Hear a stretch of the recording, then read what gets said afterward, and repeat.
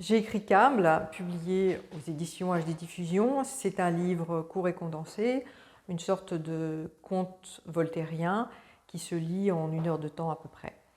Câble lève le dessous des cartes, celle des profondeurs, des océans, celle de la géopolitique de l'Internet. Et comme vous le savez probablement, aujourd'hui, l'océan est parcouru de nervures, de lianes, de veines que sont ces câbles sous-marins. Ils représentent d'ailleurs 33 fois le tour de la Terre. Ces câbles sont des nervures, mais ces nervures sont très sensibles. Et on parle d'ailleurs d'infrastructures sensibles.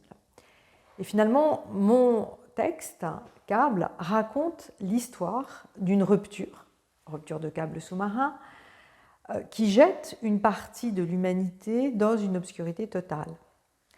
Cette rupture a pour conséquence, on l'imagine, l'impossibilité d'utiliser Internet au niveau international. Mais un commandant câblier méritant, fort méritant, est amené à résoudre le problème sans accès aux technologies.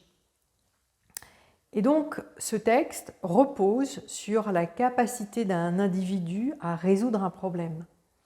Et si vous lisez Câble, vous verrez que je m'adresse à la fois aux geeks et aux non-geeks, car pour le dire très simplement, Câble sollicite à la fois l'inventivité d'un ingénieur, mais aussi son recours aux solutions les plus simples, les plus ancestrales, les plus traditionnelles finalement, en faisant confiance aux éléments et donc aux éléments naturels.